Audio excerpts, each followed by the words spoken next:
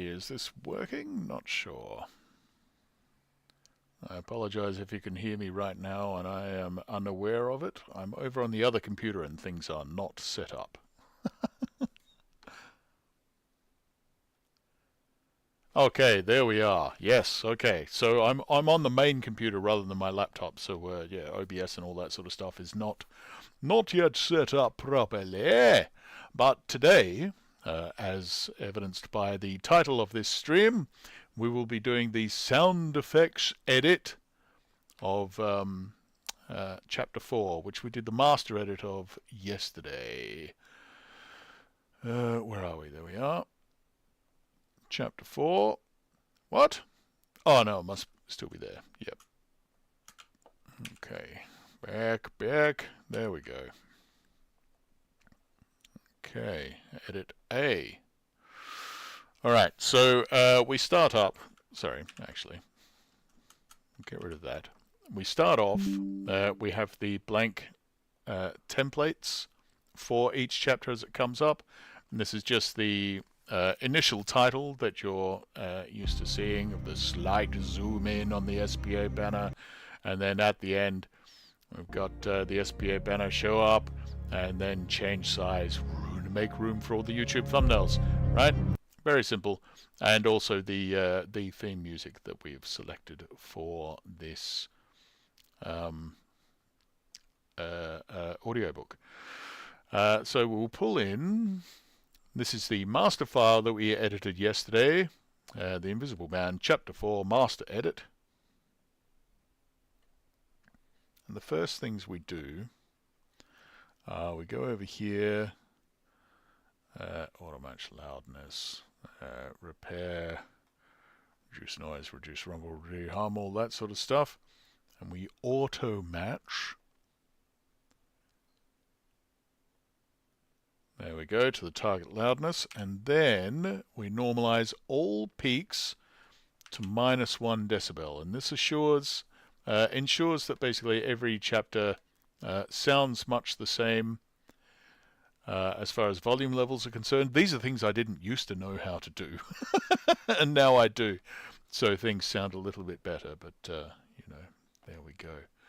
Let me just jump over to OBS really quickly. Yep, okay, I just wanted to check that things were working, and they are. So, let's see how this sounds. Chapter 4. Mr. Cuss interviews the stranger.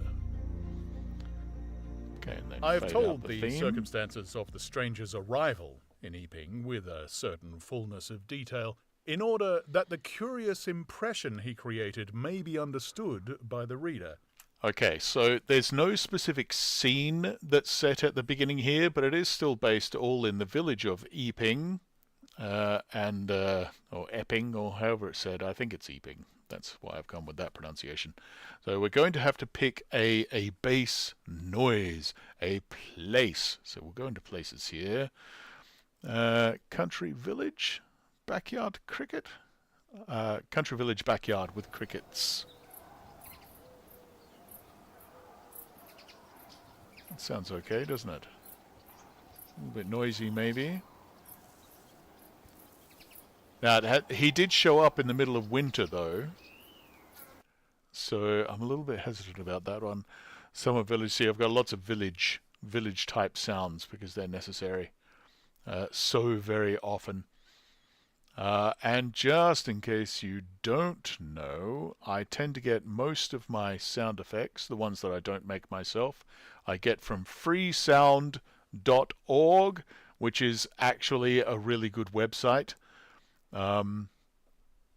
where people like myself come together and share recordings that they've made and sound effects they've made and all that sort of stuff. As with all free websites, there is a certain amount of trawling through trash to find the gold, to find your treasure. But, you know, it's all free stuff, so we share what we do. These are the ones that I've shared, and some of them you might recognize from audiobooks that I've done. They're basically the best ones that I've made or recorded over the years that we just upload here, and people grab them and use them in their own projects, and I'm very happy for them to do so. Lots of people seem to like my crying man, which I have mixed feelings about, but that's okay. That's all right. So, sound effect wise, I do think I sort of like the windy feelings.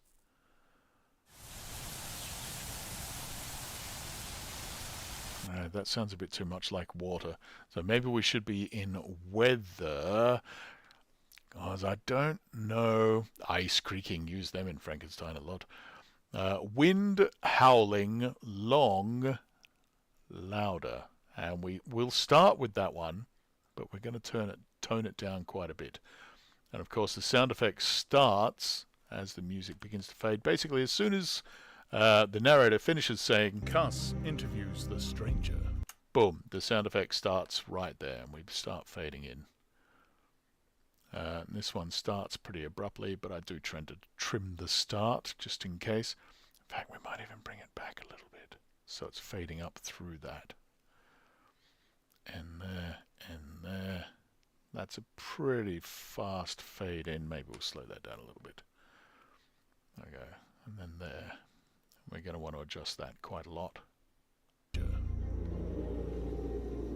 I have told the circumstances of That can probably be a bit louder. stranger. I have told the circumstances of the stranger's arrival. And a bit of a slower fade out because it's not a very intrusive sound. So we'll let that one go like that. And then I think I do want some sounds of civilization going on. And we are in a village. So I'm going to take one of those sort of villagey sounds, but I don't...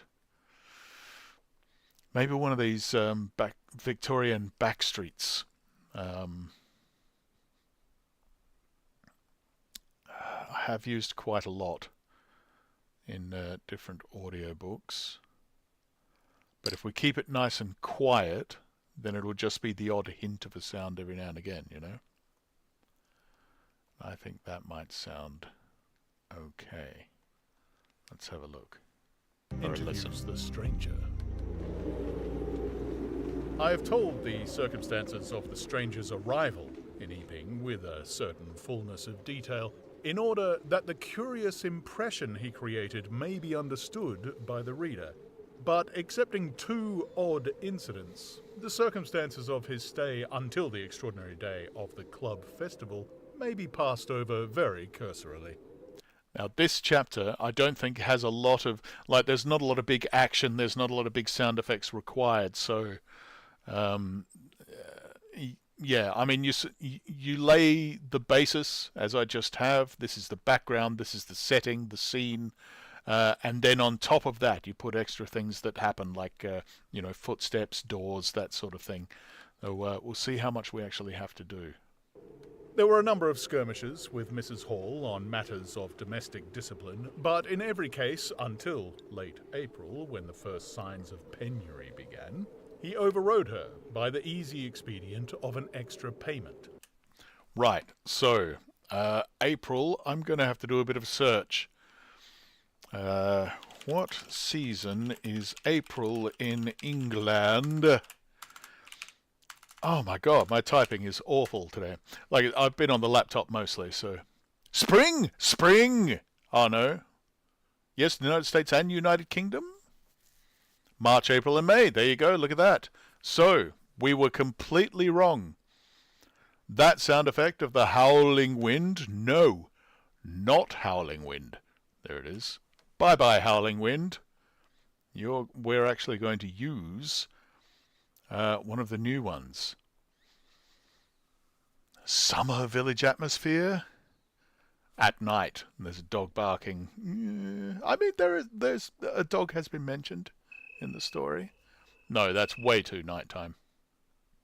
Early village bell.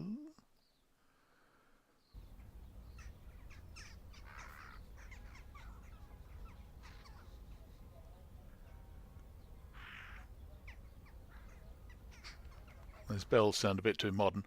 Alright, I think we're going to stick with this one. Oh boy. We're going to need to loop that though, aren't we? Okay, so here's what we're going to do.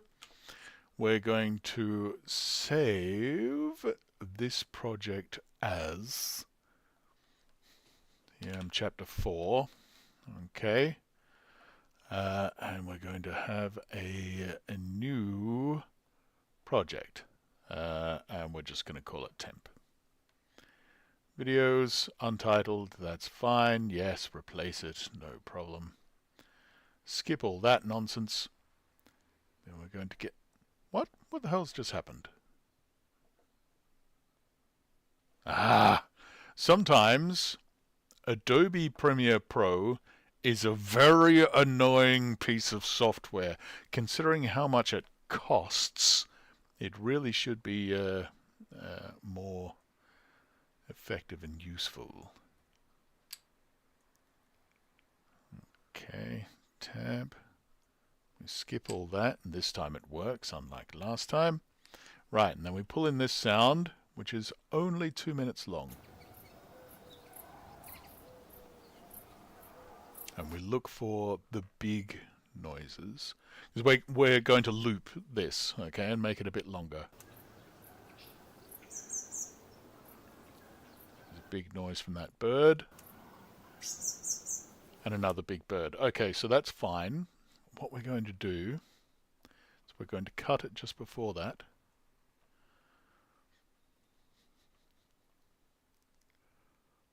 I've done a lot of this over the years. Sometimes the sound effect that you get, the one that you want, is way too short for the job you need it to do. Oh, hang on. No, we copy that. We don't cut it. You fool. Foolish fool. Alright. Then we blend the end with the start of this. Just a little bit offset. There we go. Let's hear that. We could just do a crossfade, but I prefer to do it manually.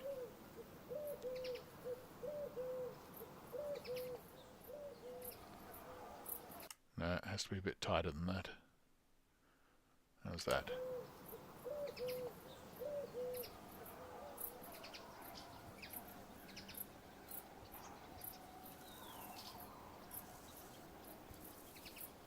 Okay, that's cool. That's cool. I like that. And then, having extended that, we can come back to here, lay it over the top. The trick is to mix up. Howdy, Spine Time. How you doing, brother?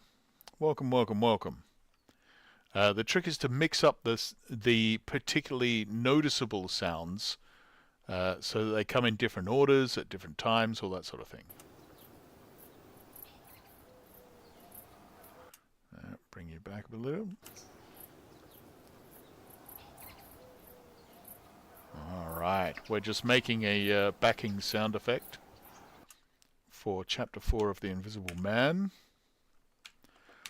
The one we've got was only a minute and a half or 2 minutes long, I think. So we're going to improve on that. There you go. Very rarely do you need a sound effect that's 10 minutes long, so that should be more than ample.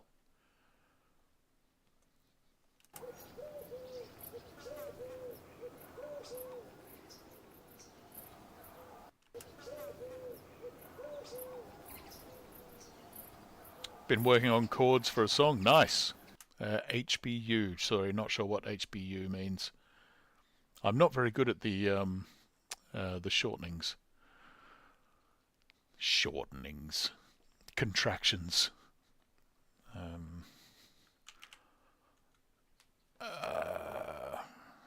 Okay, that's a terrible name for that. Village daytime country extended without the Z. There we go. MP3's fine. I used to strictly do WAV files, but for for backing sound effects. Honestly, MP3s are fine. High quality MP3s in particular are very good. So we got rid of that, didn't we? Because we're so clever. Chapter 4, reopen that. Okay.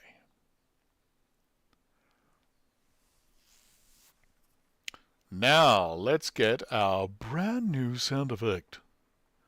SFX. Places. What do we call it? Village. Uh-oh. What did we call it?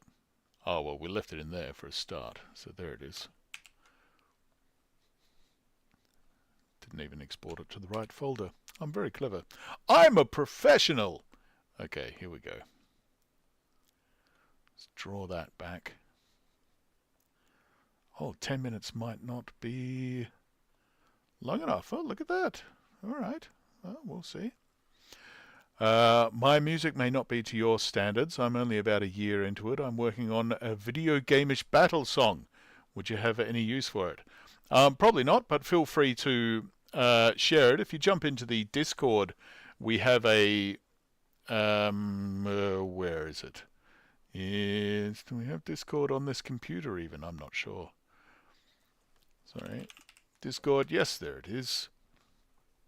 It's for sharing the art and creativity of the audience with each other. And you know, if we do have a use for it, then I'm more than happy to use other people's art. Absolutely. I have a very collaborative approach to these things. I do not mind at all. And of course, even if I don't use it, more than happy to share it with the folks. There we go. Show me your art. There you go. That's the spot for that. I only made it the other day, as you can see. I did a bit of a revamp of the Discord stuff. But yeah, feel free to check it up in there, and we'll give it a smash. I have told the circumstances of the stranger's arrival in Eeping with a certain fullness of detail, in order that the curious impression he created may be understood by the reader. But I tell you what, there's not a lot of battle things in this audiobook, but depending on the feel of the piece of music and whatnot, I may well have used it in, like, War of the Worlds, for example, where there are definitely battles, you know, and stuff like that. So you never know. You never know. Yeah, throw things in, and if they, if the muse of the moment says that piece of music is the one that fits, then yeah, I'll definitely use it. I'm not precious about these things at all. excepting two odd incidents, the circumstances of his... I'll slap some of my old whips in there. Oh, work in progress. Ah, see, I got that one. I'm not a complete idiot. Some of them I understand. In there, and I'll share what I'm working on later, as it's not quite want it to be yet. Yeah, I dig that. I dig that. I used to write a lot of music myself, and basically anytime anyone wanted to hear anything that I had not finished with yet, I was just like, no, you can't hear it, go away. And they'd be like, stop being so precious. And I'd be like, stop bugging me, go away, or I'll throw you in the pit. I didn't have a pit, but I wanted one. His stay until the extraordinary day of the club festival may be passed over very cursorily. There were a number of skirmishes with Mrs. Hall on matters of domestic discipline, but in every case, until late April, when the first signs of penury began, he overrode her by the easy expedient of an extra payment. Hall did not like him, and whenever he dared, he talked of the advisability of getting rid of him. But he showed his dislike chiefly by concealing it ostentatiously, and avoiding his visitor as much as possible. "Wait till summer," said Mrs. Hall sagely. "When the artists are beginning to come, then we'll see. He may be a bit overbearing, but bills settled punctual is bills settled punctual, whatever you'd like to say." The stranger did not go to church, and indeed made no difference. Church, maybe some church bells? I'm always looking for an opportunity to do something a bit interesting. There we go, look at that. Church bells distant 8 minutes. What? Nice. Nice. That's good. I think I made that one for Dracula. Sourced it, rather.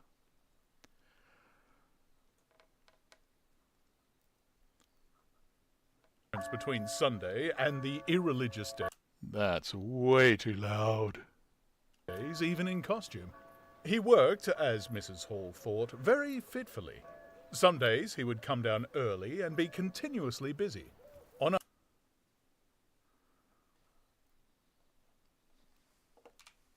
say, the stranger did not go to church, and indeed made no difference between Sunday and the irreligious days, even in costume. He worked, as Mrs. Hall thought, very fitfully. Some days he would come. The stranger did not go to church, and indeed made no difference between Sunday and the irreligious days, even in costume. He worked, as Mrs. Hall thought, very fitfully. Some days he would come down early and be continuously busy. On others he would rise late, pace his room, fretting audibly for hours together, smoke, sleep in the armchair by the fire. Communication with the world beyond the village he had none. His temper continued very uncertain. For the most part, his manner was... I posted a thing, but I don't think you would ever have a use for that type of shenanigans. You never know. You never know. Remember, I do a lot of short stories and stuff too. So we shall see. Let's have a little... have you posted that before? That name seems familiar.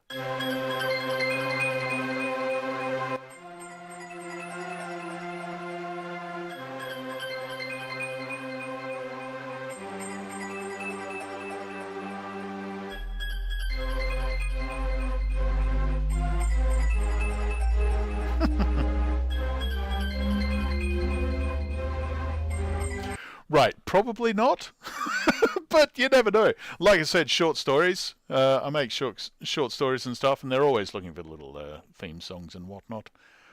You can only use Bach or Beethoven so many times before the audience starts to think it's all I listen to.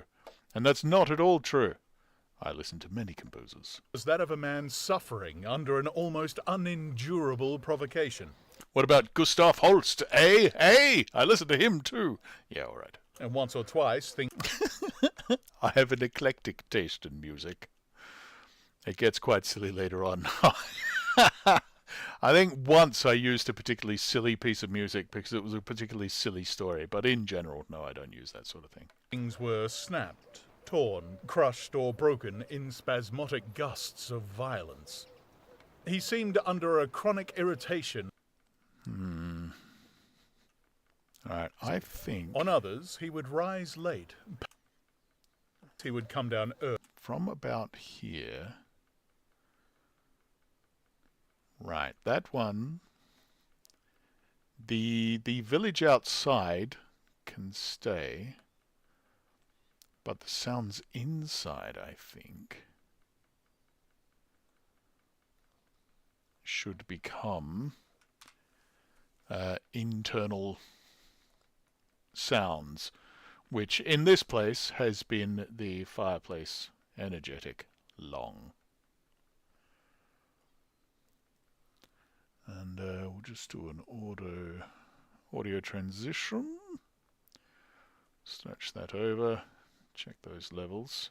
The stranger did not go to church, and indeed made no difference between Sunday and the irreligious days, even in costume. He worked, as Mrs. Hall thought, very fitfully. Some days he would come down early and be continuously busy. On others he would rise late, pace his room, fretting audibly for hours together, smoke, sleep in the armchair by the fire. Communication with the world beyond the village he had none. His temper continued very uncertain. For the most part, his manner was that of a man suffering under an almost unendurable provocation, and once or twice things were snapped, torn, crushed, or broken in spasmodic gusts of violence.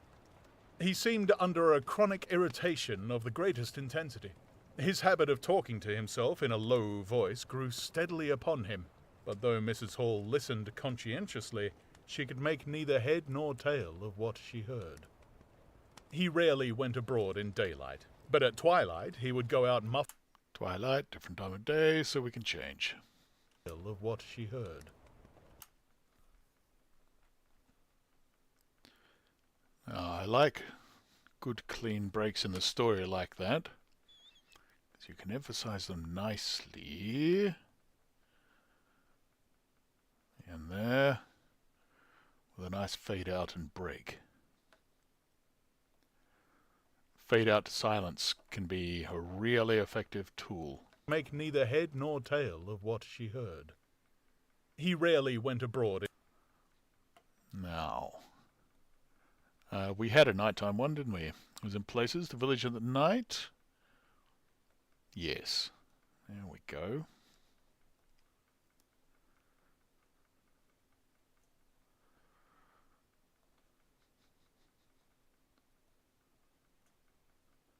Head nor tail of what she heard. He rarely went abroad in daylight, but at twilight he would go out muffled. That cricket is very noisy. He rarely went abroad in daylight, but at twilight he would go out muffled up invisibly, whether the weather were cold or not. And he chose the loneliest paths and those most overshadowed by trees and banks. His goggling spectacles and ghastly bandaged face under the penthouse of his hat. You know what? It's a bit spooky, so I'm going to get the long howling wind, but we're going to keep it very quiet in the background. Very, very, very quiet.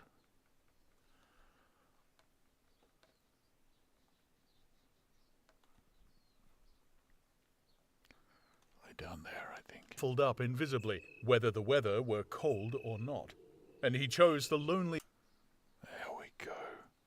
We do have more spooky winds, but they're a little too spooky. Okay, listen to this.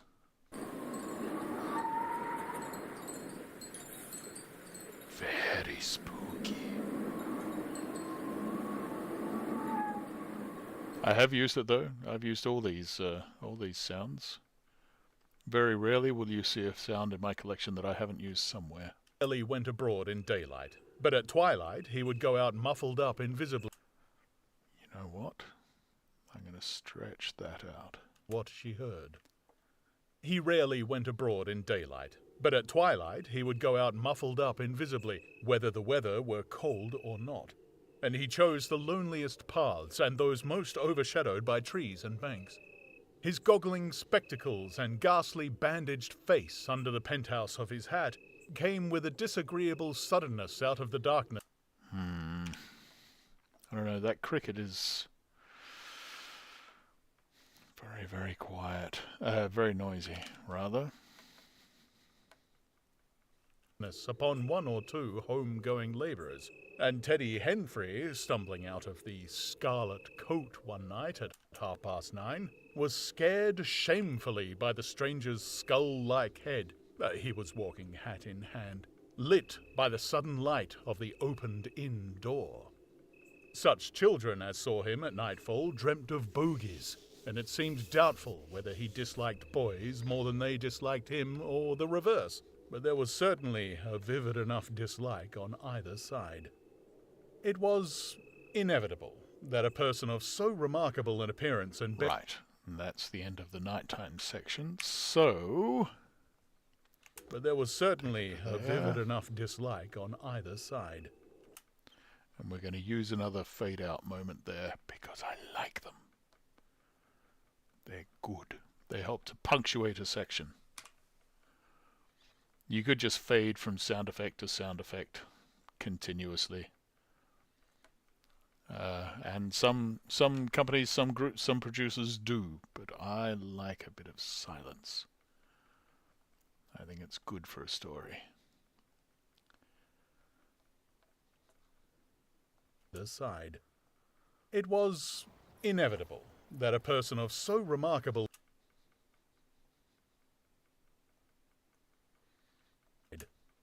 It was inevitable that a person of so remarkable an appearance and bearing on either side liked boys more than they disliked him, or the reverse, but there was certainly a vivid enough dislike on either side. It was inevitable that a person of so remarkable an appearance and bearing should form a frequent topic in such a village as Epping. Opinion was greatly divided about his occupation. Mrs. Hall was sensitive on the point. When questioned, she explained very carefully that he was an experimental investigator, going gingerly over the syllables as one who dreads pitfalls. When asked what an experimental investigator was, she would say with a touch of superiority that most educated people knew such things as that, and would thus explain that he discovered things. Her visitor had had an accident, she said, which temporarily discoloured his face and hands, and being of a sensitive disposition, he was averse to any public notice of the fact.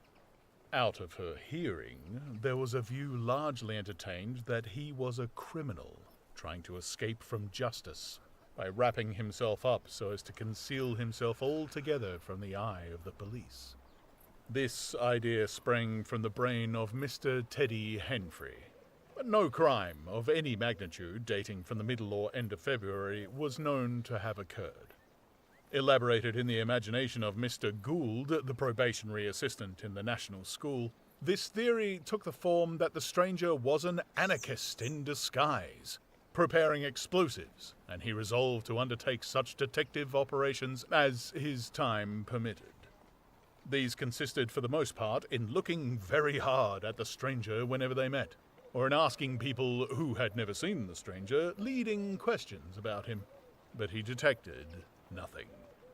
Another school of opinion followed Mr. Fearon's side, and either accepted the piebald view or some modification of it, as, for instance, Silas Durgan, who was heard to assert that, "If he chooses to show himself at fairs, he'd make his fortune in no time," and, being a bit of a theologian, compared the stranger to Whoops. End of sound effect. Stretch that out. There we go. the man with the one talent. Yet another view explained the entire matter by regarding the stranger as a harmless lunatic. That had the advantage of accounting for everything straight away. Between these main groups there were waverers and compromisers. Sussex folks have few superstitions, and it was only after the events of early April that the thought of the supernatural was first whispered in the village. Even then, it was only credited amongst the women folk. But whatever they thought of him, people in Epping on the whole agreed in disliking him.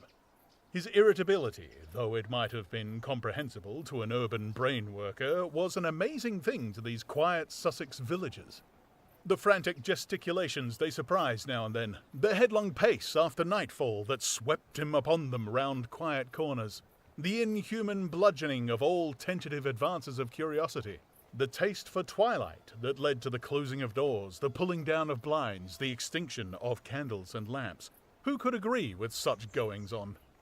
They drew aside as he passed down the village, and when he had gone by, young humorists would up with the coat collars and down with hat brims, and go pacing nervously after him in imitation of his occult bearing.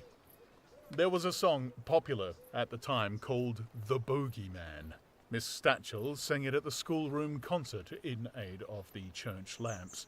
And thereafter, whenever one or two of the villagers were gathered together and the stranger appeared, a bar or so of this tune, more or less sharp or flat, was whistled in the midst of them. See, there's very little going on in this chapter, which means not a lot of sound effects editing is happening, but I mean, there's take Around the World in 80 Days, for example. There's a chapter in that one where they're on a train and a bridge is out and they're trying to decide what to do about it, and they say, hey, let's just gun it and we'll jump the train over the broken bridge, you know, like you would.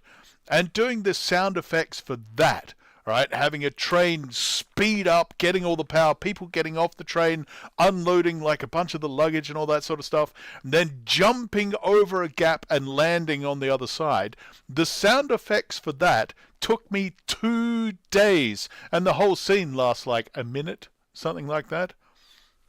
My wife, who listens to all my audiobooks on Patreon, she's signed up over there, as you can be, for $1 a month. You can get access to all new releases, ad-free, to keep forever and download in your collection, blah, blah, blah, blah, blah, blah, blah, blah, blah. But she listens to that, and she said, oh, I just listened to the chapter with the train thing, and I said, oh, did you notice all the sound effects of the big jump over the bridge? And she was like, no, what?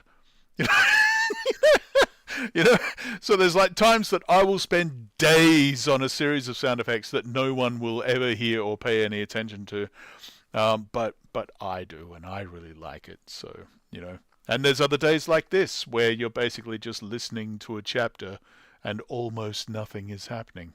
So, you know, it's always interesting. It's an interesting craft, constructing these things. The trick is, when there's a chapter where there's almost nothing happening, you have to really focus and make sure you don't get bored and start thinking about other things and miss the opportunity to add some flavor, some color. Also, belated little children would call Bogeyman after him and make off tremendously elated. Cuss, the general practitioner, was devoured by curiosity. The bandages excited his professional interest. The report of 1,001 bottles aroused his jealous regard. All through April and May, he coveted an opportunity of talking to the stranger, and at last, towards Whitsuntide, he could stand it no longer, but hit upon the subscription list for a village nurse as an excuse. He was surprised to find that Mr. Hall did not know his guest's name. He gave a name, said Mrs. Hall. All right, so we have an opportunity here.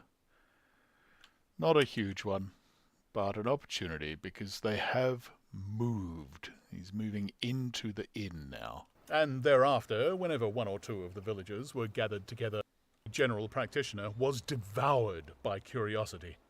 The bandages excited his professional interest. The report of 1,001 village nurse as an excuse. So from there, do the quick transition over. Well, it shouldn't be too hard. The volume has already been set and everything. Well, just a lovely nurse fade. As an excuse. He was surprised to find that Mr. Hall did not know his guest's name. He gave a name, said Mrs. Hall, an assertion which was quite unfounded, but I didn't rightly hear it. I would like to put forward the voice of Mrs. Hall as my submission for the award for most realistic and believable female voice ever. Thank you very much. Thank you. Thank you. Thank you. She thought it seemed so silly not to know the man's name. Cuss rapped at the parlour door. There we go, knocking on the door. Hey, we've got a sound effect we can do. Door knocking. Now, I've got quite a few door knocks. No. Maybe. Maybe. No. Okay, I like that third one, I think. We've got a bunch more over here, and some, like, police knocks and that sort of thing, but I think that third one suits quite well. Definitely not the fourth. That door 100% had a window in it, right? Cuss rapped at the parlour door and entered. At the parlour door and entered. Okay. So we'll cut it there at that one. Always fade, always, even if you don't think you have to, always fade. And then the door open. Which one? No, too modern. Maybe. Yes. Okay, number 2. I like it.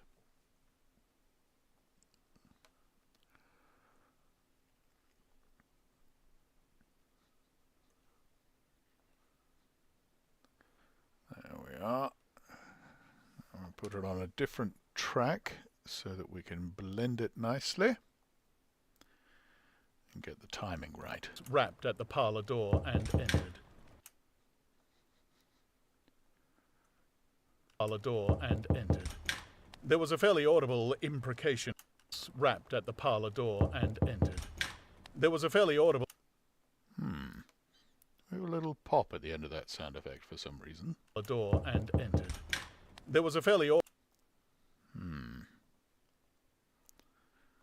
Always fade. Parlour door and entered. There was a fairly... What? Where's... Oh, I think it's a fire. There was... It is. It's the fireplace popping. Just a bit of an unfortunate piece of timing there. So we're going to fade out just that pop.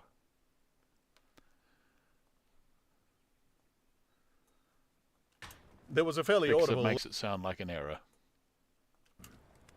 Cuss rapped at the parlour door and entered. There was a fairly audible imprecation... A bit quieter on the knock. Cuss rapped at the parlour door and entered. There was a fairly audible imprecation from within. "Pardon my intrusion," said Cuss, and then the door closed. Not that close, though. That's way too modern. Right? We heard that. It's only got one closed, this one. And that's far too modern, right? Probably not this one either. No. This one. Ooh. Ooh. Actually, I like both of those. Both of those sounds. A little bit of squeaky is always good, isn't it? Gives a bit of a character. Bit of character to the door. Okay, let's get rid of you. The door and entered. There was a Bring you back a bit. parlour door and entered. There was a fairly audible imprecation from within.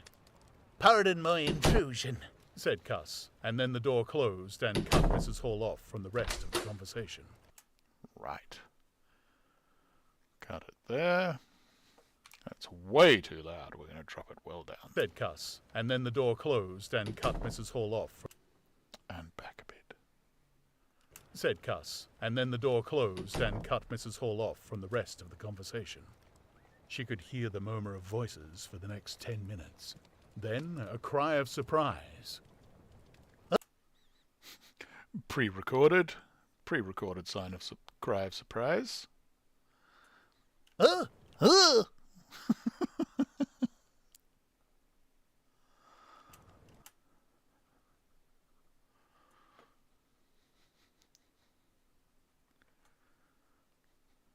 be quieter, quite a lot quieter. Minutes. Then a cry of surprise. Then a cry of surprise. Then a cry of surprise.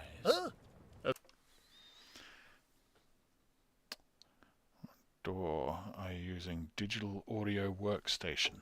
I use a Yeti Blue plugged straight into a tablet, and then I just copy it straight over to my hard drive and edit on initially Sound Booth I use for the master editing, just because it's nice and quick for that job. SoundForge, sorry, SoundForge Audio Studio. You can see the live stream on this channel from yesterday if you want to see some of that. And then over to Adobe Premiere Pro for this job. Yeah, so it's all fairly simplistic, pretty brutal. I really should upgrade. What are you doing, stupid Adobe? And I will at some point, but at the moment I tend to keep it fairly simple, so when I have to do something like tap Tim over in Australia, hey, record this for me, I can be sure that it's going to sound pretty much like mine because we're using the same hardware. Most of the actors that you have heard on any of my audiobooks, I've either had them go out and buy a Yeti Blue or similar 16-bit USB microphone, or I've bought one for them. In the case of a few of the actors, I bought them one. Yeah, so I mean that's why I keep it so simple. I should have a much better setup, and indeed, if I intend to move into home voice acting work for commercials and that sort of stuff, then I definitely need a better setup. I mean, I've got a fairly professional booth over in the corner, but the actual technology inside it is not great. There's FL Studio, but I'm not sure it fits your use case. Yeah, it's tricky. A cry of surprise. A stirring of feet. Okay, that pause has to be a bit shorter. Oops. There we are.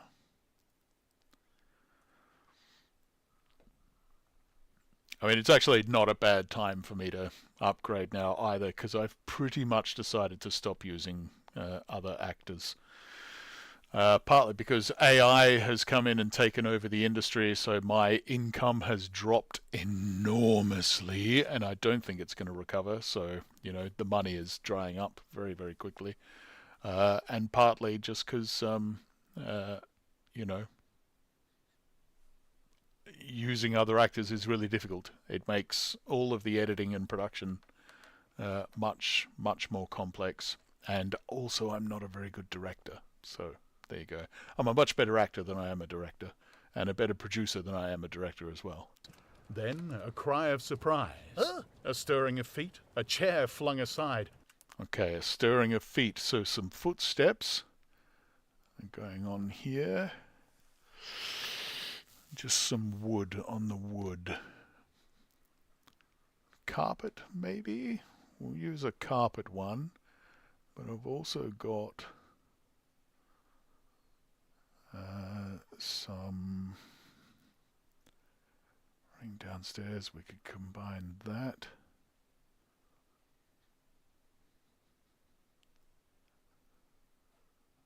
We'll see how that sounds for the moment. I like to combine different sound effects to increase the chaos, of course. Ring of feet. A chair flung. Okay, that's too slow. Too quick, sorry. So we'll try. The stairs is not terrible. Stirring of feet. A chair flung aside.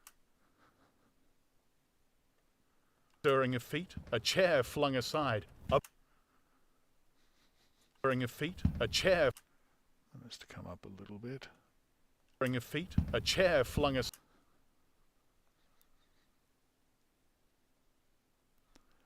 A chair flung aside. Now this might require a little bit of creativity, because of course I don't actually have the sound effect of someone throwing a chair. So I'll have to have a look. What have I got in wood? Box breaking, clunky wood put, maybe? Possibly. Possibly. We could combine that with something. A box breaking. No. I don't like those sound effects. You get lots of those that are just, this is very specifically one sound. And it was probably made for a computer game or something. And it's not necessarily super useful. Clicking tree draw mod. For a door push, no, it's a little bit slidey, but still not really going to fit. Table hit with glass, no, that's a different one. Wooden bang.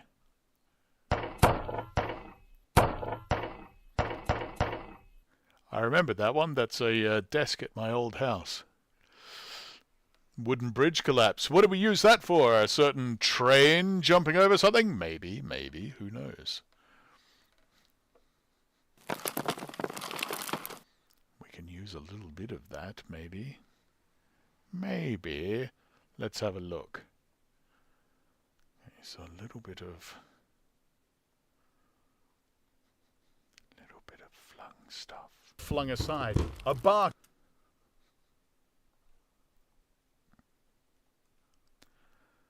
There we go. Do that and then fade it. Fade it out. Flung aside. A bark of laughter. Which was pre-recorded. Again, as usual. Up here. Oops, wrong tool.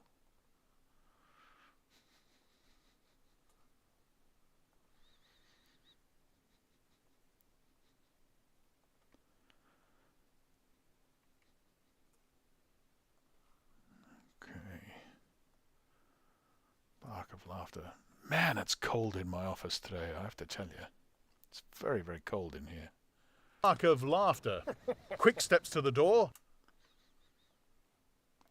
Quick steps.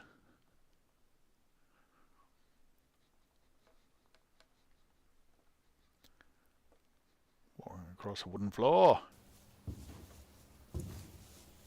No, faster than that.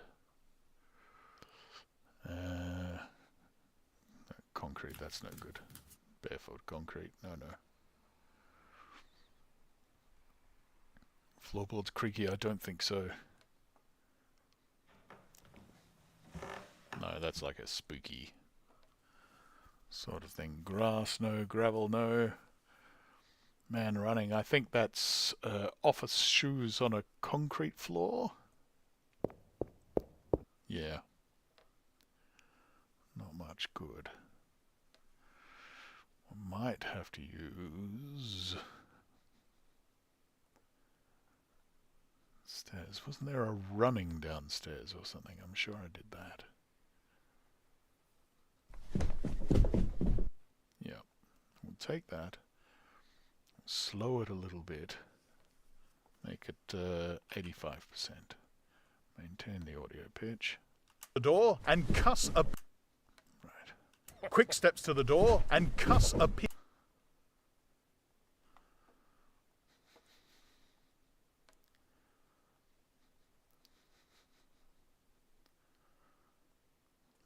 There, and quieter as well, thank you. Steps to the door and cuss... Not that quiet. Quick steps to the door and cuss appeared, his face white, his eyes... Back to 100, thank you. Normal. white, his eyes staring over his shoulder. He left the door open behind him and, without looking at her, strode across the hall and went down the steps, and she heard his feet hurrying along the road. He carried his hat in his hand.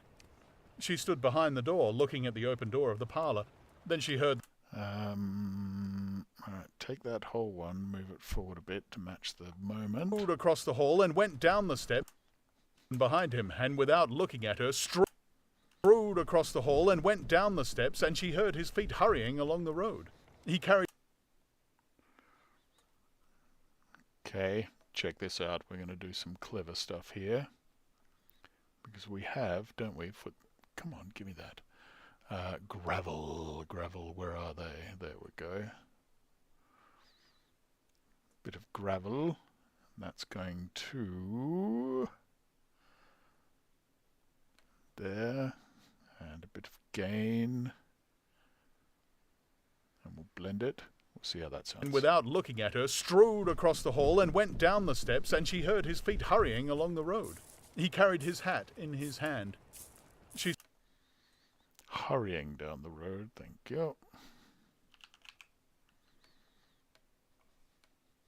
strode across the hall and went down the steps, and she heard his feet hurrying along the road. He carried his hat in his hand. She stood behind the door, looking at the open door of the parlour. It's pretty quiet, isn't it? Without looking at her, strode Hey Trey, how you doing? Welcome back, mate. strode across the hall and went down the steps, and she heard his feet hurrying along the road. He carried his hat in his hand. She stood behind the door, looking at the open door of the parlour.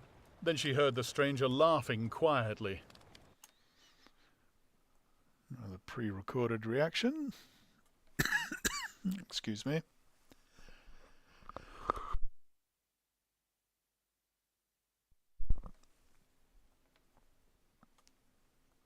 Quietly. Then his footsteps came across the... quietly. And then his footsteps came across the room. Okay, quite normal. And then his footsteps came across the room. She could not see his face where she stood. The parlour... And then his footsteps came across the room. She could not see his face where she stood. The parlour... And then his footsteps came across the room. She could not see his face where she stood. The parlour door slammed. Okay. Door slam. No.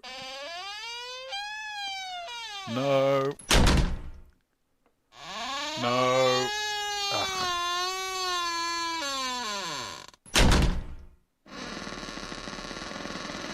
These aren't slams, they're creepy bollocks. No, don't like that. Yeah, The Invisible Man is a classic. Again, it's one of the classic old books that I never actually read until I started recording and producing it. Old Gate's quite good. It might not fit for this, though.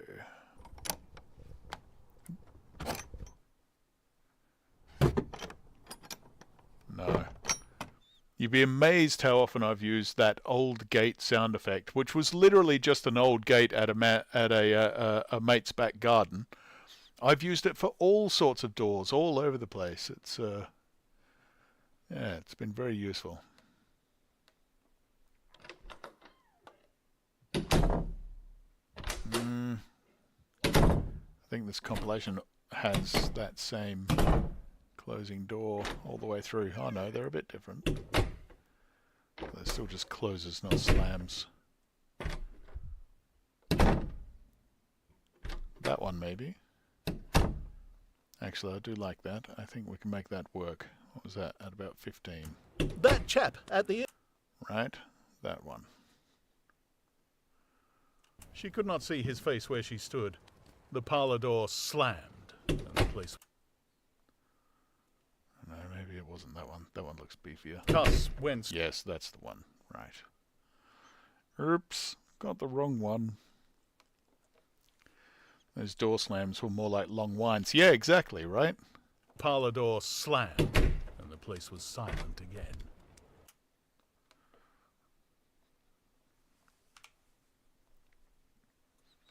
I was saying before, I get lots of sound effects from this website, freesound.org. If I can't make them myself, then I tend to get them from here. But a lot of them are just not well labeled or not well recorded, or they're just not very good. You have to sift through an awful lot of trash before you can find the treasure. Hey, Harrison, how you doing, mate? Welcome back, welcome back. We're just... Yeah, long time no see, that's right. It's been ages. It's been, like yesterday, right? Okay, so I think this will work. We've got a little trick if it doesn't sound good, though. Let's see. Door slam. Slam, and the place was... It's not bad. It's not bad. But if we slow it down a bit... The parlour door slammed, and the place was silent again. There, not a lot, not a lot, just the enough. parlour door slammed, and the place was silent. Make it a bit deeper. Slam, and the place was silent again. Cuss went straight up the... Right, and that's a scene change, which is good. So we can get rid of that fire, and we'll fade out that village background. But I think we're going to leave that. We're going to leave that to fade back in. But for the moment, it will be silent.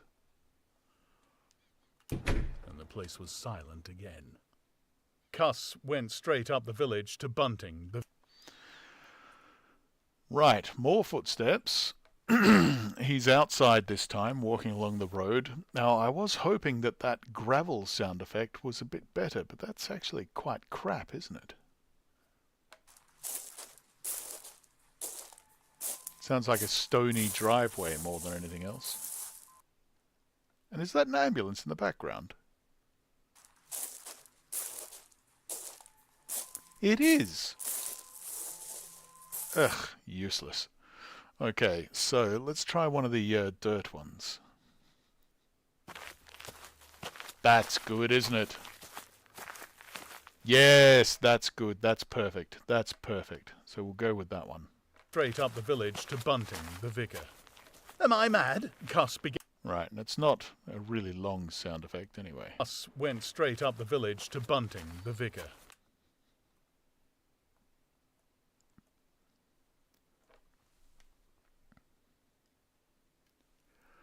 What software do you use to edit? This looks... Guy in sunglasses. Cool. Yeah, I use a few different ones. I record on Audacity, which is absolutely fine and free and brilliant and has never failed me. Unlike many of the programs that I've bought throughout the years, Audacity has been very reliable. I edit with this one, SoundForge Audio Studio, just because it's very good for that job, for the master edit. You can take a look on this channel at the video yesterday if you want to see some of that. That's the first part of editing this chapter. And then I move on to Adobe Premiere Pro for the sound effects version, because I use it for video and audio as well. And it's quite good at visualizing the volume changes and all that sort of stuff. So, yeah. Cuss went straight up the village to Bunting, the vicar. Am I mad? Right, and that is not a very long sound effect. There we go.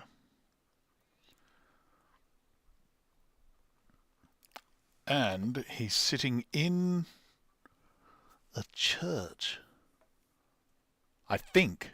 Actually, I'm not sure. I mean, he's talking to a vicar. That doesn't necessarily mean he's in a church, does it? Cuss went straight up the village to Bunting, the vicar.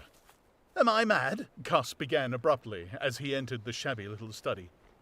Shabby little study. Shabby little study.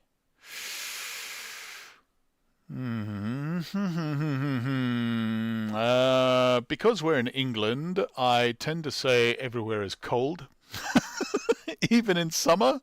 So I like the fireplace to establish random indoor areas where there's no specific other sound. I mean, what sound is a study, you know? And abruptly as he entered the shabby little study. Do I look like an insane person? What's happened? Said the vicar, putting the That's my vicar's voice. Do you like it? Oh, hello, I'm the vicar. I'm the town vicar. I sound like every vicar that was ever made in any 70s British sitcom.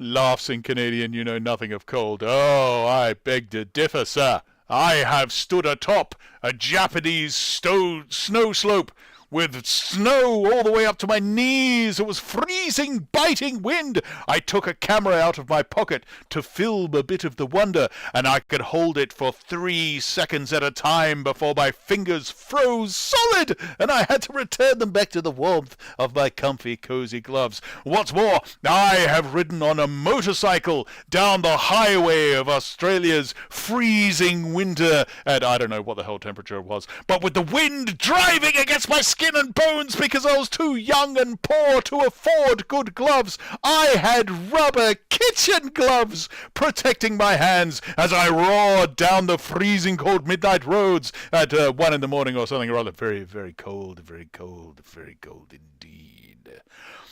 Paper turning, chairs scooting, gentle coughing could be indoor a signifier. Absolutely, absolutely. If it was a library, I would do that sort of thing, and I have done.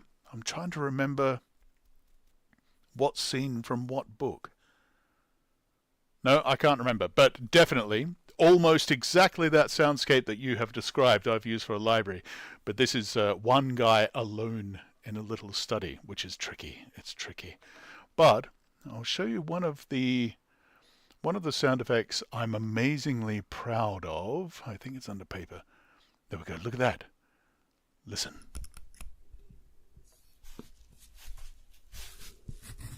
It's just writing. I wrote very heavily on some very thick paper and recorded it so that I could use it, particularly in Frankenstein and Dracula, where there's lots of, "Dear diary, today I saw a monster and it scared me a lot," you know, that sort of thing. Come back to me when you have forced your way through snowdrifts taller than you are and have fought multiple duels with a 5-ton snowplow. Snowplows at dawn! No, I don't fight Jules with snowplows, that's true. We had a light dusting of snow in Dunedin last year when we first showed up. There was a little bit of snow. That's it. That's as much as they can say about Dunedin. No, it's quite chilly, but it's not that cold. No. He entered the shabby little study. Do I look like an insane... I think maybe a door opening there, though, would be quite good. Since it is a shabby study, I'm going to use my favourite old gate sound effect. Person. What's happened? Said the vicar, putting the ammonite on the loose sheets of his forthcoming sermon. That chap at the inn. Well, give me something to drink, said Cuss, and he sat down. When his nerves had been steadied by a glass of... I think that one. Just the second half of that first sound effect will do well.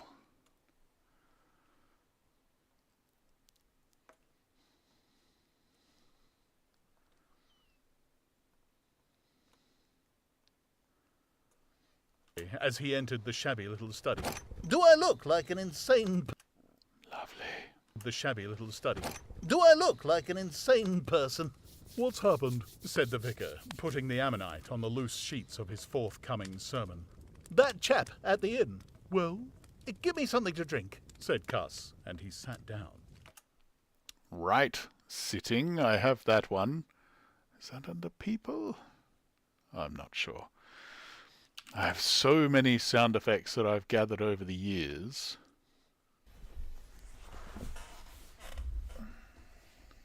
That's me sitting in my old office chair, which I recorded for 1984. It's a friend's leather couch. None of them really fit, do they? I'll have to use that one and trim it. Oh, give me something to drink, said Cuss, and he sat down. Trim that, because we just want that bit and not that bit. He sat down. When his nerves had been steadied by a glass of cheap sherry,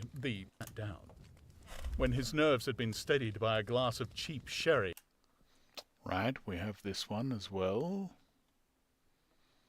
What was I saying before? Oh, that's right. I've got so many sound effects, and I'll tell you, one of the massive difficulties is just organising them. Look at these things. I have a folder called Things. What kind of organisation is that? You know? People, places, score? What the hell? What's the difference with that? That's under the spreading chestnut tree. These are just ones that I did, right? Dracula intro. Did I do that, or is that a different one? Oh no, that's Jet. Ah, Jet. I love Jet. She's so good. See, her music is so much better than mine, isn't it? Listen to that. She's singing that too.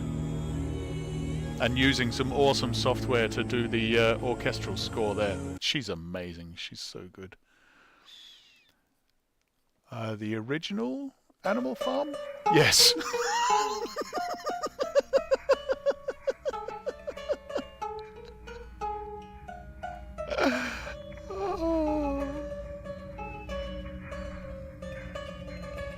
Yeah, real good. It is classy, isn't it? It's very classy. You're right. Oh yeah, nice. Yep. Okay. So yeah, I've got lots of nonsense. Here you go. This is a collection that I bought, and it's completely useless. There's nothing good in there at all. It's all absolute crap. And it was meant as a sampler. You know, give us $10 and we'll give you this. You can use all these sound effects, and they'll convince you to come and buy more from our website. And they're just all absolute shit. None of them are useful at all. Opening a bottle, maybe? No. What we want is the drink and pour. There you go, from 1984.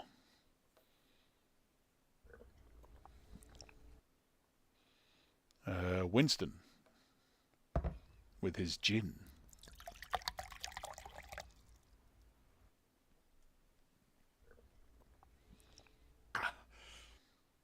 There we go. IS 1984, one of my personal favourites from the channel. You know, one of these days I'll finish the darn thing. Well, it is very long. Yes. It's good, though. I was really, really happy with that. It was a combination of being very inspired and utterly miserable because my father was dying. But that fit really well for making that book. Also, the Snowdrift monologues between you two was funny. How dare you say I was funny? I was outraged. I was absolutely furious. Yeah, no, that was quite good. I liked it. You should have a stream where you just read the comments in your narration voice. That'd be fun. Man, I love 1984. I listened to it twice. I get about 6 hours a day I can listen, and you do me a service in these times. Yes, absolutely. Slowly building the library. Building. And we'll hopefully... I mean, I'm never going to catch up with AI. They can pump stuff out so bloody quickly. But, you know, I do my best. Glass of cheap sherry, the only drink the good vicar had available. Okay, let's pull that down so we can pull it back a little bit. Bodonk. There we go. Said Cuss, and he sat down. When his nerves... Oh, that's... Ah! What have I done? Whoops. Yeah, that's a bit too far forward as well, isn't it? Give me something to drink, said Cuss, and he sat down. When his nerves had been steadied by a glass of cheap sherry, the only drink the good vicar... Lovely, but we have to close it up a bit. I had to leave a big gap when I was doing this one, because there's... what are you doing? I only want that one. There was quite a gap between Winston drinking it, pouring it and drinking it, I think. Steadied by a glass of cheap sherry, the only drink the good vicar had available. He told him of the interview he had just had. There we go. Went in, he got... The AI is putrid garbage. You've already surpassed it by a nautical mile. Thank you very much. And I agree. I absolutely loathe it. It's so horrible. But most listeners, like, it's so depressing. It's like they can't even tell the difference. You go and you have a look at the comments of some AI audiobook, and it's full of people saying, "Oh wow, this reading is so good. You're really talented. I could listen to you read the phone book." Har har har har har. It's like, can't you hear the errors? They can't though. They can't hear them, and I can hear everything. So it just tortures and torments me. There's one particular channel that just puts out AI audiobooks, and they can, you know, pump out 5 of them a day because it's just putting it through software. It's easy for them. And in the last 2 years, I think, they have utterly surpassed me and crushed me. There was a time where I was the preeminent audiobook channel on YouTube for certain types of books, and now they've just utterly crushed me. My business is being destroyed. Oh well, there you go. I just had a terrible thought. You should narrate some classical Chinese novels like Journey to the West and or Romance of the Three Kingdoms. Yeah, no, there's some that I'm definitely considering. Hell, when I was studying Japanese, the hope was that I would get good enough at Japanese that I could actually read some of those Japanese stories. Even though that audience would be minuscule, but it would have been fun for me. I would love to hear you struggle with the pronunciation. Yeah, they would probably sound more Japanese than Chinese because I've studied that language, as I just said. Chinese is a tricky one. Yeah, it's a very difficult... I would have to study Chinese, you know, for a little while before I felt confident doing that sort of thing. I was just listening to an AI of Lucifer's Hammer, and I had to turn it off because of the cadence, delivery, and most of all, the lack of soul. Yeah, completely, right? But also, there are listeners who don't like, you know, the emphasis that I put into things, the fact that I actually perform lines and all that sort of stuff. They want just monotone, bass, boring, read the lines, leave everything to the listener to do. You know, they like that. They want that. They find me distracting, you know. So maybe that's part of the audience that that enjoys AI so much. I don't know. But no, I can't do it. I think I listened to one. I was preparing to maybe do All Quiet on the Western Front later this year. Very depressing book, but it's just come into the public domain. And I listened to an AI reading of it, and it was just absolutely dreadful. I hated it. I hated it. I hated it. Oh dear, if it sounds more Japanese than Chinese, you're going to be in so much trouble. Maybe you should give it a miss. Yeah, they do have some problems between those countries. They don't like each other very much. Yeah. He told him of the interview he had just had. "I went in," he gasped, "and began to demand a subscription for that nurse fund. He'd stuck his hands in his pockets as I came in, and he sat down lumpily in his chair, sniffed. I told him I'd heard he took an interest in scientific things. He said yes, sniffed again, kept on sniffing all the time, evidently recently caught an infernal..." I don't think there's any more sound effects for the whole rest of this chapter. He's describing what happened to him when he was talking to the Invisible Man. Code. No wonder wrapped up like that. I developed the nurse idea and all the while kept my eyes open. Bottles, chemicals everywhere, balance, test tubes in stands, and the smell of evening primrose. Would he subscribe? Said he'd consider it. Asked him point blank, was he researching? Said he was. A long research? Got quite cross. "A damnable long research," said he, blowing the cork out, so to speak. "Oh," said I, and out came the grievance. The man was just on the boil, and my question boiled him over. He'd been given a prescription, most valuable prescription. What for, he wouldn't say. Was it medical? "Damn you, what are you fishing after?" I apologized, dignified sniff and cough. He resumed. He'd read it. The Invisible Man, of course, has a scarf over his face. Everything's all muffled up. That's why he sounds like that. By the incredibly professional method of just putting my hand over my mouth and muffling my voice a little bit. And that's his whole voice. Yeah, great. I'm a professional. Ingredients, put it down, turned his head, draft of air from window, lifted the paper. Swish, rustle. He was working in a room with an open fireplace, he said. Saw a flicker. There was the prescription burning and lifting chimney wood. Rushed towards it just as it whisked up the chimney. So, just at that point, to illustrate his story, out came his arm. Well... Hey, if it works, it works. Yeah, exactly. Just an empty sleeve. Lord, I thought, that's a deformity. When I first started out as an actor, I was an absolute purist. I thought everything had to be like at this certain level of awesomeness or it wouldn't be any good. But after I'd been acting for a while, everything is like that. It's just, hey, if it works, it works. You know, do it just... It doesn't matter. Nothing's real. A horse doesn't look like a cow, so you have to strap a bunch of cats together or whatever the hell it is. Excuse me. When I first started doing Shakespeare, I was amazed that people were messing with the scripts. It's Shakespeare! You should leave it alone, right? Perform it as it was written. But no. Absolutely everybody messes with Shakespeare. They change it all the time. As they should.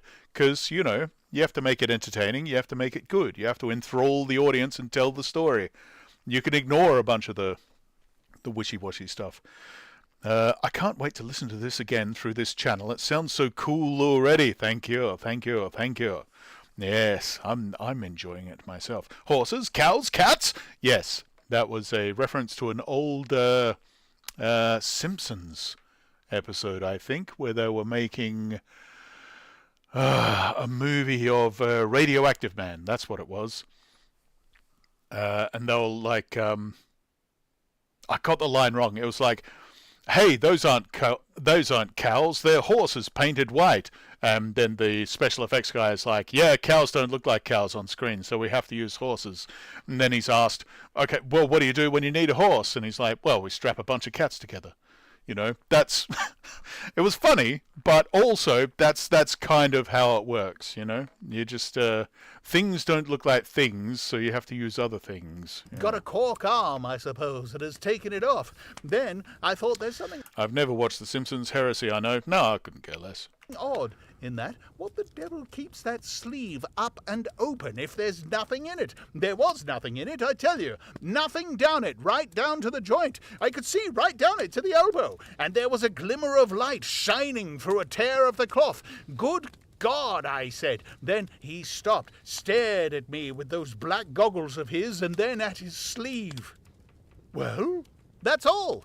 He never said a word, just glared and put his sleeve back in his pocket quickly. I was so, said he, that there was the prescription burning, wasn't I? Interrogative cough. How the devil, said I, can you move an empty sleeve like that? Empty sleeve? Yes, said I, an empty sleeve. It's an empty sleeve, is it? You saw it was an empty sleeve? He stood up right away. I stood up too. He came towards me in 3 Couple of steps. We can do some steps. Footsteps along the board, walking across the wooden floor. I bet this is too much. It's alright, we're going to have to do some cutting though. Because he does it in 3 quick steps, doesn't he? I think that's what he's about to say. very slow steps and... No, 3 very slow steps. Alright, that's fine, we can do that. Oops. He came towards me in 3 very slow steps and stood quite close. There we go.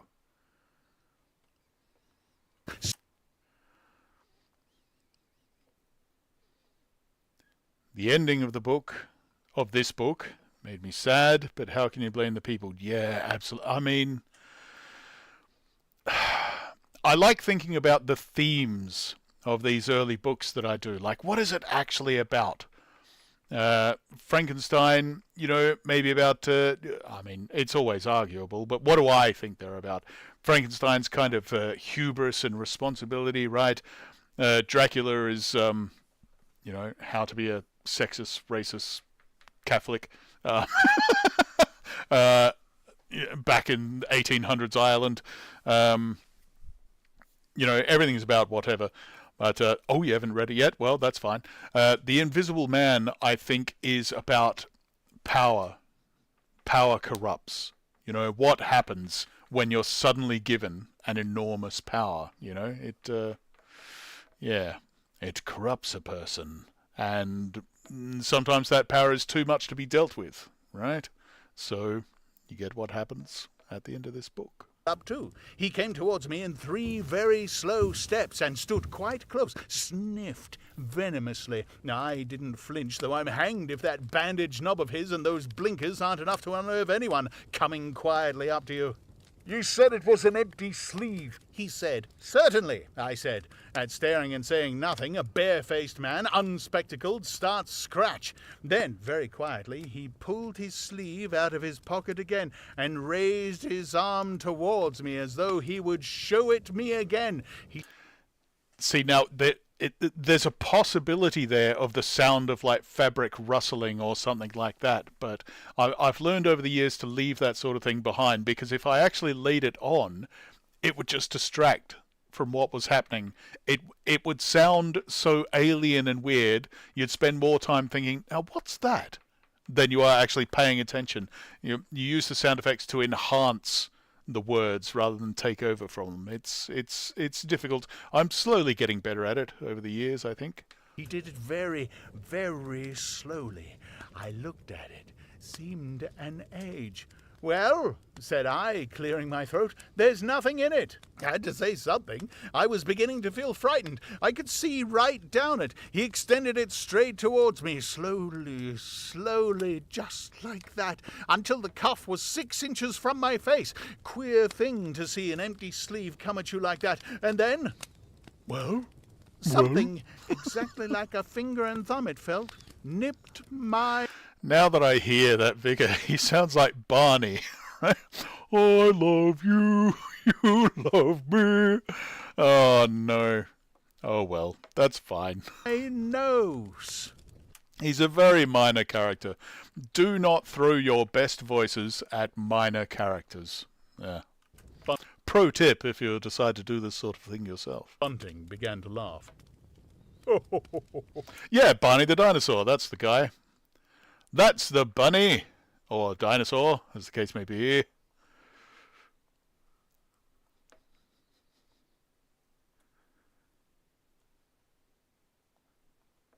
was that timing? I have to pull that down. Bunting began to laugh. There wasn't anything there! Said Cuss, his voice running up into a shriek at the there. Maybe a bit more of a break. Bunting began to laugh. There wasn't anything there! Said Cuss, his voice running up into a shriek at the there. It's all very well for you to laugh, but I tell you, I was so startled I hit his cuff hard and turned around and cut out of the room. I left him... Cuss stopped. There was no mistaking the sincerity of his panic. He turned around in a helpless way and took a second glass of the excellent Vicar's very inferior sherry. I think I only have one sound effect for that. Oh no, not in footsteps. Wait. In Things, my incredibly well-named bloody organisation, bloody folder. Ah, glass bottles, behold. Now, they were meant to just be... for a glass of water? No. Bart, maybe that.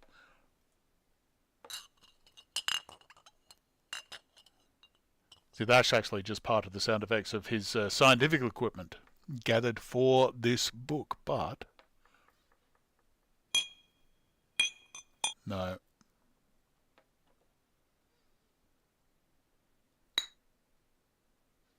No, but maybe something in that first one. When I hit his cuff, Said Cuss. I tell you, it felt exactly... In the background. Remember too, they're not meant to be in the foreground, so they don't have to be perfect. In a helpless way and took a second glass of the excellent Vicar's very inferior sherry. Some of the voices don't sound like you at all. Very cool. Ah, yeah. I mean, that's the goal, man. That's the gold standard. If I can do voices and they don't sound like me at all, that is success. That's absolute success. I got that once in a radio show where the writer-director used to love to set me challenges. Because, false humility aside, I was his best actor on the show. And one night he decided to have 4 of my characters all fight each other in one scene. So I was having to do the voices of 4 different characters fighting each other in one scene. And we got a note from one of the audience members saying that one of the characters he didn't actually realize was played by me, and he'd been listening to him for weeks. So that was a very happy moment. But yeah, that's the goal. That's the perfection. I realize most of the time it does just sound like me, but also I can't tell, because to my ears they all sound like me, because they're just me, you know. Yeah. Thank you very much. I appreciate that. When I hit his cuff, Said Cuss. I tell you, it felt exactly like hitting an arm, and there wasn't an arm. There wasn't the ghost of an arm. Mr. Bunting thought it over. He looked suspiciously at Cuss.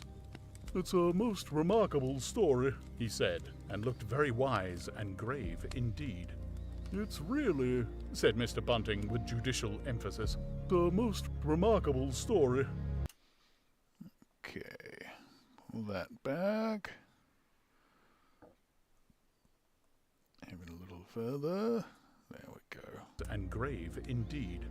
It's really, said Mr. Bunting with judicial emphasis, a most remarkable story.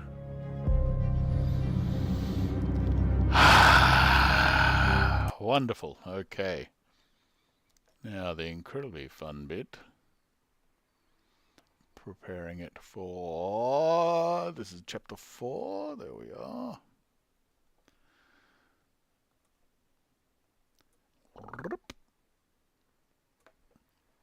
The old thummy nail there.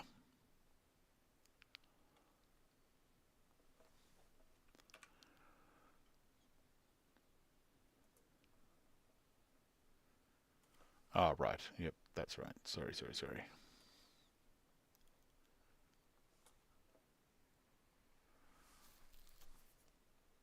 Mr. Cuss interviews the stranger. I have told the circumstances.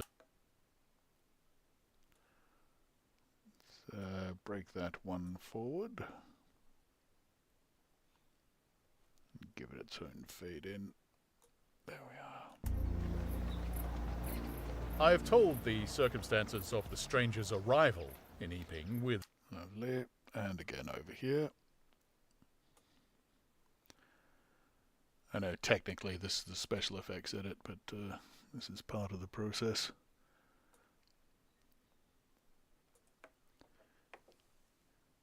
I quite like the foreboding outro audio. Makes it feel like a radio play. Yes, I like that stuff too. I like it very much. I'm a little bit obsessive, you might say. "It's really," said Mr. Bunting with judicial emphasis, "the most remarkable story."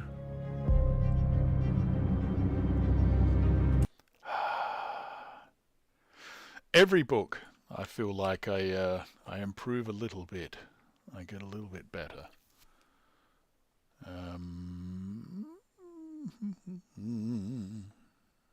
The Invisible Man working. Oh, it's on the other drive, isn't it? Where is it?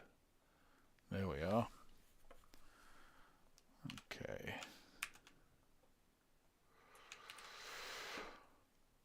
Ah, wonderful, glorious, good. So there we go. That's chapter 4 finished.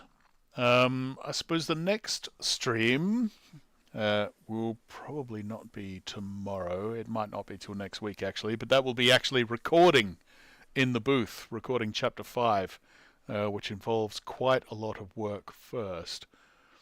To give you an idea... There we go. We go through and we read it all, of course. Project Gutenberg version. Make sure it's all, easy for everyone to access. We'll go through, we'll list all the characters that are in it. And which characters are in which chapters. And then I list all the lines from each character that's not the narrator or the Invisible Man. These are just the extras. There's the Invisible Man's lines. Oops, which I forgot to do for number 4, but that's all right. That's fine. So that I've got all the voices prepped, and I can do the performance properly. But yeah, that's it. That's it for the moment. I don't have the proper outros or intro screens set up on OBS on this computer. Ah, look at that horrible mess. So I will bid you farewell from here. I hope you have enjoyed this stream. I'll try and fix it up on this computer so that it looks better next time. We can do proper intro, outro, editing, all that sort of stuff. Yeah, but I haven't actually done anything from this computer before, so it's not ready. We'll be back tomorrow. We've got the gaming stuff on Steve Stuff Gaming, and then probably just behind the scenes organizational stuff that I won't bother streaming. But then the next time we're on this channel, it will be recording chapter 5, which should be a bit of fun. And hopefully we'll see you then. So have yourselves a great day, and we'll see you next time. Okay, bye.